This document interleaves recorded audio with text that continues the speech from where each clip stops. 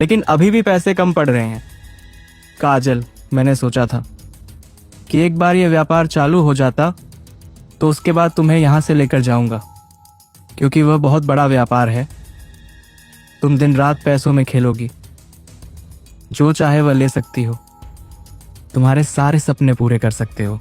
लेकिन देखो ना, रास्ते में कितनी मुसीबत आ रही है। तुम चिंता मत करो, जितना हो सके मैं तुम्हारी मदद करूंगी। तुम मुझे बताओ, तुम्हें कितने रुपए की जरूरत है? वैसे भी ये सब तुम हमारे लिए तो कर रहे हो, ताकि हम खुशी खुशी शहर में रह सके। मैं कुछ भी करूंगी, लेकिन तुम्हारे लिए पैसे लेकर आऊंगी। उसके बाद तो हमारी ऐश ही ऐश है। रवि से पैसे ऐंठने के लिए दोनों मिलकर एक चाल चलते हैं। काजल रवि से कहती है, सुनिए जी, मुझे 20,000 रुपए की जरूरत है। मेरी माँ की तबीयत बहुत खराब है, उनका ऑपरेशन करना है। उनकी मदद कर दीजिए, वरना पता नहीं कहीं मेरी माँ को कुछ हो ना जाए। काजल, मेरे पास तो इतने सारे पैसे नहीं हैं। मैं इतने पैसे कहाँ से लाऊंगा? तुम तो मेरी हालत जानती हो। जी, मैं जानती हूँ, लेकिन आप उस दिन कह रहे थे ना, वह सेठ जी जो हमारे घर आए थे, जिसकी पोटली आपने लौट आई थी, उन्होंने तो आपसे कहा था कि आपको जब भी किसी चीज की जरूरत पड़े आप उनसे मांग सकते हो। आप एक काम क्यों नहीं करते? आप उनके घर पर जाकर उनसे पैसे क्यों नहीं लेकर आते? अभी हमें बहुत जरूरत है। नहीं काजल, ऐसे अच्छा नहीं लगता। मैंने उनसे पैसे ऐंठने के लिए उनकी मदद नहीं की थी। अगर मुझे पैसे लेने ही थे तो मैं उसी दिन ले लेता। मुझे ये सब ठीक नहीं लग रहा। मैं आपको पैसे ऐंठने के लिए नहीं कह रही हूँ। हमें इस वक्त पैसों की बहुत जरूरत है। उस वक्त हमें इतनी जरूरत नहीं थी। आप अपने आत्मसम्मान के बारे में सोचेंगे तो मैं मेरी माँ को खो बैठूंगी। उसके बाद आप भी बहुत पछताओगे। और याद रखिए, बाद में पछताने से कुछ नहीं होगा। आपके लिए क्या आपका आत्मसम्मान किसी की जान से बढ़कर है? रवि कुछ बोल नहीं पाता और काजल की बातों में आ जाता है। काजल रोने का नाटक करती है। रवि यह देख नहीं पाता और उस सेठ जी के घर जाकर उनसे पैसे मांगता है। सेठ जी उसे कहते हैं, ठीक है ना? अरे रवि, 20,000 क्या तुम 40,000 लेकर जाओ, मैं तुम्हें अभी दे देता हूँ। नहीं सेठ जी, मुझे 40,000 नहीं चाहिए, मुझे 20,000 रुपए चाहिए।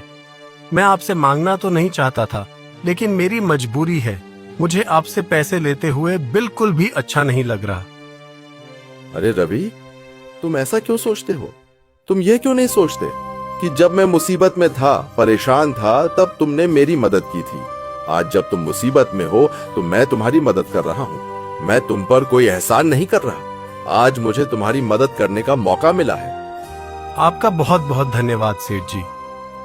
रवि पैसे लेकर घर आ जाता है और दूसरे दिन काजल वो पैसे अजय को दे देती है और दिखाने के लिए 2 दिन अपने मायके चली जाती है। 2 दिन बीत जाने के बाद वह फिर से घर लौट आती है। एक दिन रवि काजल को बोलता है, काजल, मुझे लगता है हमें तुम्हारी माँ से एक बार मिलकर आ जाना चाहिए। अब उनकी तबीयत तो ठीक है ना? काजल यह सुन घबरा जाती है और बोलती है, जी, वह बिल्कुल ठीक है। हमें वहां जाने की कोई जरूरत नहीं है। उनका ऑपरेशन हो चुका है, अब वो बेहतर है। फिलहाल खेत का भी तो बहुत सारा काम पड़ा है। आपका समय बर्बाद होगा। हम कुछ दिनों बाद चलेंगे। कुछ दिन ऐसे ही बीत जाते हैं। रवि को इस बार बहुत अच्छी फसल आती है और उस फसल के अच्छे दाम भी मिल जाते हैं। रवि बहुत खुश होता है। सचमुच काजल, इस बार फसल बहुत अच्छी हुई है और अच्छे दाम भी मिले। मैं बहुत खुश हूँ। तुम जो चाहे वह खरीद सकती हो। बहुत दिन से तुमने साड़ी भी नहीं खरीदी। मैं तो कहता हूँ कल ही मेरे साथ चलो। मैं तुम्हें बहुत अच्छी अच्छी साड़ियाँ दिलाता हूँ। तुमने मेरा बहुत साथ दिया है काजल। तुमने कभी मुझसे कोई चीज नहीं मांगी। मेरे बुरे समय में मेरा साथ दिया है। अब तुम जो कहोगी मैं तुम्हारे लिए सब कुछ करूँगा। आगे से मैं इससे भी ज्यादा मेहनत करूँगा। हम इस घर में नहीं रहेंगे। मैं तुम्हारे लिए एक बहुत अच्छा मकान बनाऊंगा। काजल मन ही मन सोचती है। बड़ा आया अच्छा मकान बनाने वाला। मैं तो मजबूरी में इसके साथ रह रही हूँ, नहीं तो इसकी क्या औकात कि मैं इसके साथ रहूं। कहाँ ये और कहाँ मैं तो सिर्फ अजय के लिए बनी हूँ। मैं उसके ही साथ रहूंगी और अजय मुझे वह सब दे सकता है जो यह नहीं दे सकता। मैं क्या इस गांव में रहूंगी? बिल्कुल भी नहीं। मैं तो शहर जाकर रहूंगी और इसकी औकात नहीं है कि शहर में घर बना सके। यह तो इसी गांव में मरने वाला है। मैं इसके साथ नहीं रहूंगी। मैं तो बस अजय का इंतजार कर रही हूँ। एक बार उसका काम हो जाए, फिर हम दोनों यहाँ से चले जाएंगे। मैं इससे तलाक ले लूंगी। काजल अजय से मिलती है तो उसे रवि की कही हुई बात बताती है। रवि के मन में लालच आ जाता है। वह काजल से और पैसे मांगता है। मुझे तुमसे पैसे मांगते हुए अच्छा तो नहीं लग रहा काजल, लेकिन मैं मजबूर हूँ। यह सब मैं हमारे लिए ही कर रहा हूँ। इस बार रवि से पैसे निकाल लो। मैं तुमसे वादा करता हूँ, आगे से तुम्हें पैसे मांगने के लिए नहीं कहूँगा।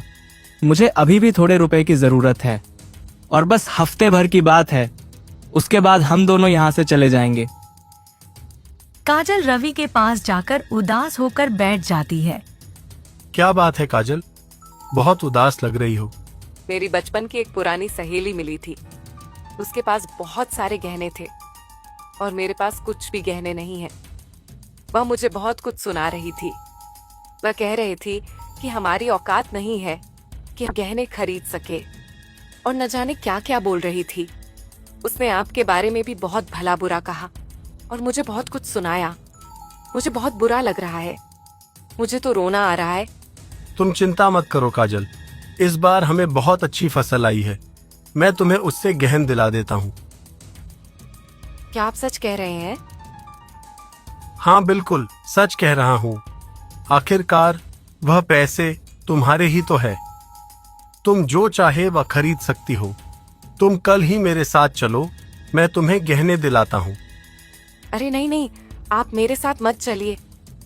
मैं अपनी उसी सहेली को अपने साथ लेकर जाना चाहती हूँ। मैं उसे दिखाना चाहती हूँ कि हम भी किसी से कम नहीं हैं और मैं उसके सामने ही सारे गहने खरीदूंगी। तब उसका चेहरा देखने लायक होगा। सचमुच उसमें मुझे बहुत कुछ सुनाया है, इसलिए मैं जानबूझकर उसे ले जाना चाहती हूँ ताकि मैं उसे दिखा सकूं कि मेरे पति भी किसी से कम नहीं है और कि मेरे पति मुझसे बहुत प्यार करते हैं। अच्छा बाबा ठीक है, मैं तुम्हें पैसे दे देता हूँ। तुम अपनी सहेली के साथ चली जाना। और फिर काजल उससे पैसे लेकर अजय को दे देती है।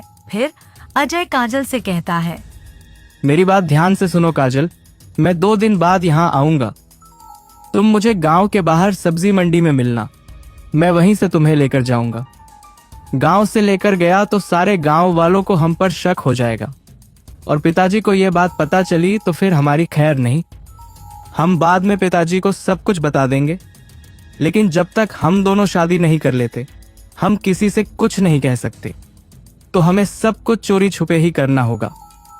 तब तक तुम रवि से तलाक ले लेना। जैसा हमने तय किया था तुम्हें वैसे ही करना है। तुम जानती हो ना तुम्हें लोगों से क्या कहना है। हाँ जानती हूँ, मैं सब संभाल लूंगी और तुम्हारे आने से पहले मैं उससे से तलाक ले लूंगी। मैं आज बहुत खुश हूँ। जिस पल का मुझे इंतजार था आखिर वह पल आ गया है। आज ही उस बेवकूफ से जाकर बात करती हूँ। लेकिन तुम पक्का 2 दिन बाद आ जाओगे ना? अरे हाँ पक्का आ जाऊंगा। तुम्हें मुझ पर यकीन नहीं है क्या? काजल तुम्हारी तरह मैं भी इसी दिन का इंतजार कर रहा था। अब मेरी सारी मुसीबत खत्म हो चुकी है। अब हम चैन से जी सकते हैं। अब हमारे बीच में कोई नहीं आएगा। हम अपनी एक नई जिंदगी शुरू करेंगे। बस 2 दिन इंतजार कर लो। काजल बहुत खुश हो जाती है और अजय वहाँ से शहर के लिए निकल जाता है। काजल रवि से कहती है, मुझे तुमसे कुछ जरूरी बात करनी है। हाँ बोलो ना काजल, क्या बात है? और तुम तो गहने लेने गई थी, लाई नहीं? क्या हो गया? कहने की छोड़ो, मुझे उससे भी कहीं ज्यादा जरूरी बात करनी है। हाँ बोलो ना, मैं सुन तो रहा हूँ। क्या बात है? मैं तुम्हारे साथ नहीं रहना चाहती। मुझे तलाक चाहिए। ये तुम क्या मजाक कर रही हो? ऐसा मजाक मत किया करो। बेवकूफ कहीं के। ये नहीं है। मैं तुमसे छुटकारा पाना चाहती हूँ। मुझे तलाक चाहिए। तुम्हें हो क्या गया है काजल? तुम कैसी बातें कर रही हो? तलाक के बाद बीच में कैसे आई? ऐसा क्या हो गया कि तुम मुझे तलाक चाहती हो? मैंने क्या किया है? मेरी क्या गलती है? काजल, मुझे बताओ। मैं तुमसे माफी मांगने के लिए तैयार हूं, लेकिन इतनी बड़ी बात मत करो। मैं तुम्हारे बिना नहीं जी पाऊंगा। अच्छा, तो तुम्हें सच सुनना है तो सुनो। तुम्हारी औकात ही नहीं है कि मैं तुम्हारे साथ रहूं। अपने आप को देखा है? अरे मुझे देखो और तुम्हें देखो। बड़े आए मेरे साथ रहने वाले। मैं जिंदगी भर तुम्हारे साथ नहीं रहना चाहती। तुम मुझे ऐसे फटीचरों वाले ही जिंदगी दे सकते हो और कुछ नहीं। मैं ऐश और आराम की जिंदगी चाहती हूँ। शहर जाना चाहती हूँ। गांव में तुम्हारी तरह मरना नहीं चाहती। और शहर में घर लेना तुम्हारे बस की बात नहीं। मैं तुम्हारे साथ जितने भी दिन रह रही थी, मजबूरी में रह रही थी, क्योंकि मेरे पास तुम्हारे अलावा कोई रास्ता नहीं था। लेकिन अब मुझे रास्ता मिल चुका है। मुझे मेरा हमसफर मिल चुका है। मैं उसके साथ रहना चाहती हूँ। मुझे तुम्हारे साथ नहीं रहना है। तो चुपचाप तलाक के लिए तैयार हो जाओ। मुझे तुमसे छुटकारा चाहिए। मैं इस घर को छोड़कर जाना चाहती हूँ। मुझे यहाँ नहीं रहना। ये सारी बातें सुन रवि के पैरों तले जमीन खिसक जाती है। उसे बहुत गुस्सा आता है। मैं सोच भी नहीं सकता था काजल कि तुम्हारे मन में यह सब चल रहा है। क्या तुम मेरे बारे में यह सब सोचती थी? मतलब आज तक जो भी था वह सब एक दिखावा था, नाटक था। अगर तुम्हें मैं पसंद नहीं था तो तुमने मुझसे शादी क्यों की? तुम शादी के वक्त भी तो मना कर सकती थी। शादी के बाद ऐसी घटिया हरकत करते हुए और दूसरों से संबंध बनाते हुए तुम्हें शर्म नहीं आई? तुम इतनी नीच और गिरी हुई लड़की हो सकती हो कि मैं कभी नहीं सोचा था। मुंह संभाल कर बात कर, वरना तेरा मुंह तोड़ दूंगी। समझा? तुझे जितना बोला है उतना कर। उस वक्त तो मैंने मेरे घर वालों की सुनकर तुझे शादी कर ली, वरना तेरी कोई औकात नहीं थी। चुपचाप तलाक के लिए हाँ कर दे। मुझे और कुछ नहीं चाहिए। बदतमीज औरत, तलाक तो मैं तुम्हें देने से रहा। तुझे जो करना है कर, लेकिन मैं तेरी मनमानी नहीं चलने दूंगा। मैं तुझे कभी तलाक नहीं दूंगा। मैं भी देखा हूँ तू क्या करती हैं। अच्छा ठीक है, तो फिर यह मामला सीधे पंचायत में जाएगा। मैं भी देखती हूँ तू मुझे कैसे तलाक नहीं देता। काजल पंचायत में जाती है और सरपंच जी को बोलती है। सरपंच जी, यह आदमी पागल है। इसका मानसिक संतुलन ठीक नहीं है। मैं इसके साथ नहीं रह सकती। सरपंच जी, यह आदमी मुझे बहुत मारता है। कभी कुछ बोलता है तो कभी कुछ। मुझे बहुत गंदी गंदी गालियां देता है। मैं इतने दिनों से सब सह रही थी, अब मुझसे सहन नहीं होता। सरपंच जी, इस आदमी से मुझे छुटकारा दिलाइए। मुझे इससे तलाक चाहिए और यह मुझे तलाक देने के लिए तैयार नहीं है। यह हम क्या सुन रहे हैं रवि? यह सब क्या है? तुम अपनी पत्नी के साथ ऐसे व्यवहार करते हो? सरपंच जी, यह झूठ बोल रही है। इसकी बात मत सुनिए। यह एक बदचलन औरत है। इसने मुझसे बहुत सारे पैसे लिए और पता नहीं अपने किस यार दे दिए। इसने मुझसे झूठ बोला कि उसके माँ की तबीयत खराब है। मैंने इसे पैसे दिए और तो गहनों के बहाने भी इसने मुझे पैसे लिए। मैं पूरी तरह से बर्बाद हो चुका हूँ सरपंच जी। ये औरत बहुत झूठी है। इसने मेरे सारे पैसे ले लिए और अब मुझसे तलाक मांग रही है। ये जो बोल रही है वह सब झूठ है। इसके बातों का यकीन मत कीजिए। ये आदमी पागल है। इसका मानसिक संतुलन ठीक नहीं है। आपको झूठ लग रहा है तो आप मेरे गांव जाकर पता कर सकते हैं। मेरी माँ की तबीयत बिल्कुल ठीक है। उनका कोई ऑपरेशन नहीं हुआ है, तो इससे पैसे क्यों मांगूंगी? ये मुझ पर झूठा इल्जाम लगा रहा है। और रही गहनों की बात, आपको मेरे पास कोई गहने दिखाई दे रहा है? आप ही सोचिए कि यह आदमी मुझे गहने दिला सकता है। हम तो जैसे तैसे गुजारा कर रहे थे, कभी रोटी मिलती थी, कभी नहीं मिलती थी। मैं आपसे कह रही हूँ, इसका मानसिक संतुलन बिगड़ा हुआ है और ऐसे आदमी के साथ मैं और नहीं रह सकती। ये मुझे जान से मारने की धमकी देता है। सरपंच जी, मुझे कभी भी कुछ भी हो सकता है, मेरी मदद कीजिए, मुझे इस आदमी से छुटकारा दिलाइए। यह सारी बातें सुन रवि को बहुत बड़ा धक्का लगता है। सरपंच जी अपने एक आदमी को कहकर काजल के घर जाकर इस बात का पता लगाते हैं, तो उन्हें पता लगता है कि काजल की माँ बिल्कुल ठीक है। रवि को बहुत बड़ा धक्का लगता है कि काजल कितनी धोखेबाज कैसे निकल सकती है। देखा सरपंच जी आपने, अब तो आपको यकीन हो गया ना कि यह रवि झूठ बोल रहा है। सरपंच जी, ये कुछ भी कर सकता है, कभी भी कुछ भी बोल सकता है। आपको तो पता चल गया ना कि मेरी माँ तो बिल्कुल ठीक है।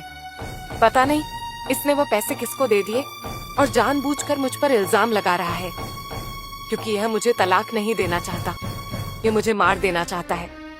मेरी जान बचा लीजिए। रवि, हम सोच भी नहीं सकते थे कि तुम ऐसी हरकत कर सकते हो। हम सब तो तुम्हें भोला भाला सीधा साधा समझ रहे थे। सारा गांव जानता है कि तुम बेवकूफ हो, लेकिन तुम इस हद तक जा सकते हो और इतनी बड़ी बेवकूफी कर सकते हो, ये हमने नहीं सोचा था। सचमुच काजल का तुम्हारे साथ रहना ठीक नहीं है। इसकी जिंदगी का सवाल है, इसे अपनी जिंदगी जीने का पूरा अधिकार है। काजल बिटिया बिल्कुल सच कह रही है। तुम चिंता मत करो बिटिया, हम तुम्हारे साथ अन्याय नहीं होने देंगे। यह हमारा फैसला है कि काजल बिटिया जो कह रही है तुम्हें वह करना ही होगा। तुम्हें उसे आजादी देनी होगी ताकि वह अपनी जिंदगी नए तरीके से जी सके। यह सुन काजल बहुत खुश हो जाती है। फैसला काजल की ओर से सुनाया जाता है। रवि को तो मानो सदमा सा लग जाता है। रवि उदास होकर अपने घर चला जाता है और काजल सब्जी मंडी में जाकर खुशी खुशी अजय का इंतजार कर रही होती है। बहुत देर हो जाती है लेकिन अजय वहाँ नहीं आता। काजल बहुत परेशान हो जाती है और शहर के लिए निकल पड़ती है। वह लोगों से अजय का पता पूछ रही होती है। तभी इत्तेफाक से अजय उसे एक औरत के साथ दिखता है। अजय को देख काजल बहुत खुश हो जाती है और दौड़कर उसके पास जाती है और उससे कहती है, मैंने तुम्हें कहाँ नहीं ढूंढा, तुम कहाँ रह गए थे? मैं कब से तुम्हारा इंतजार कर रही थी और फिर मुझे ही यहाँ आना पड़ा। तुम क्यों नहीं आए? और अजय, बहुत बड़ी खुशखबरी है। जैसा हमने सोचा था बिल्कुल वैसा ही हुआ। फैसला हमारी तरफ हो गया है। अब मैंने अपने पति को तलाक दे दिया है। अब मैं यही रहूंगी, तुम्हारे पास, कहीं नहीं जाऊंगी। कौन हो तुम? ये क्या कह रही हो? कहीं तुम पागल तो नहीं हो? तुम कौन हो? तुम मुझे पागल कैसे बोल सकती हो? अजय, ये कौन है और तुम्हारे साथ क्या कर रही है? ए पागल औरत, ये मेरी पत्नी है मोनिका। तुम इसकी बातों पर यकीन मत करो। ये हमारे गांव की एक पागल औरत है। जब से इसका पति मरा है तब से यह पागल हो चुकी है और हर किसी आदमी में अपने पति को ही देखती रहती है। हमारे गांव के तो लोग इससे परेशान हो चुके हैं। ये तो मेरा पीछा करते करते शहर तक आ गई। ये गांव में भी मुझे ऐसे ही तंग करती थी। तुम इस पर ध्यान मत दो, चलो यहाँ से। तुम ये क्या कह रहे हो? तुम ऐसे कैसे कर सकते हो? मैंने तुम्हारे लिए क्या कुछ नहीं किया। मैंने तुम्हारे लिए अपने पति को छोड़ दिया, तुम्हें इतने सारे पैसे दिए और तुम मेरे साथ ऐसा कैसे कर सकते हो? और तुम शादीशुदा हो? तुमने मुझसे इतनी बड़ी बात छुपाई। मैं सोच भी नहीं सकती थी कि तुम मेरे साथ इतना बड़ा धोखा कर रहे हो। तुमने मेरे साथ धोखा किया है। तुम बहुत बड़े धोखेबाज हो। ए लड़की, दूर रह मेरे पति से। तेरा पति मर चुका है, इसका मतलब यह नहीं कि तू दूसरों के पति के ऊपर नजर रखेगी। आइंदा मेरे पति के आसपास भी दिखाई दी तो बाल पड़कर इतना मारूंगी कि तू याद रखेगी, समझी? चल निकल यहाँ से। सुनिए जी, आप भी चलिए। ऐसे लोगों से मुंह नहीं लगा करते। मोनिका अजय को वहाँ से लेकर चली जाती है। काजल उसे देखती ही रह जाती है। उसे अपने किए पर बहुत पछतावा होता है, लेकिन अब उसके हाथ में कुछ न रहा। उसे अपने की दूर रह मेरे पति से। तेरा पति मर चुका है, इसका मतलब यह नहीं कि तू दूसरों के पति के ऊपर नजर रखेगी। आइंदा मेरे पति के आसपास भी दिखाई दी तो बाल पड़कर इतना मारूंगी कि तू याद रखेगी, समझी? चल निकल यहाँ से। सुनिए जी, आप भी चलिए। ऐसे लोगों से मुंह नहीं लगा करते। मोनिका अजय को वहाँ से लेकर चली जाती है। काजल उसे देखती ही रह जाती है। उसे अपने किए पर बहुत पछतावा होता है, लेकिन अब उसके हाथ में कुछ न रहा। उसे अपने किए की सजा मिलती है जो उसने रवि के साथ किया था। उसके साथ वही होता है। इधर रवि बहुत दुखी होता है। रवि के पड़ोस में ही एक बूढ़ा आदमी रहता है जो रवि से कहता है, बेटा, भले ही सारा गांव तुम्हें पागल समझे, लेकिन मैं जानता हूँ तुम पागल नहीं हो। तुम बहुत ही भोले हो। तुम बहुत ही अच्छे लड़के हो। तुम्हारी अच्छाई का उस लड़की ने फायदा उठाया है। मैंने कई बार उस लड़की को जमींदार के बेटे के साथ देखा है। मैं जानता हूँ बेटा कि तुम्हारी कोई गलती नहीं है। वह लड़की धोखेबाज थी। वह तुम्हारे लायक नहीं थी। बेटा, तुम बुरा मत मानो। बेटा, मैं मेरी बेटी के लिए तुम्हारे जैसा ही लड़का चाहता था। मैं एक बार उसकी शादी करके निश्चित होना चाहता हूँ। अगर तुम्हें ऐतराज ना हो तो बेटा, मैं अपनी बेटी की शादी तुमसे करना चाहता हूँ। किस्मत रवि को एक और मौका देती है। रवि भी उन पर यकीन कर लेता है और शादी के लिए मान जाता है। बेटा, उसकी माँ नहीं है, बस मैं ही हूँ और मेरी भी उम्र हो चली है। और बेटा, साथ साथ मेरी सारी जमीन भी तुम रख लो। और अब मेरी उम्र नहीं है कि मैं काम कर सकूं, और मैं किसके लिए करूंगा? अब मेरे लिए मेरी बेटी और मेरा दामाद ही सब कुछ है। फिर रवि की शादी सुमन से हो जाती है। सुमन एक बहुत ही अच्छी लड़की होती है। रवि उसके साथ बहुत खुशी से रहता है।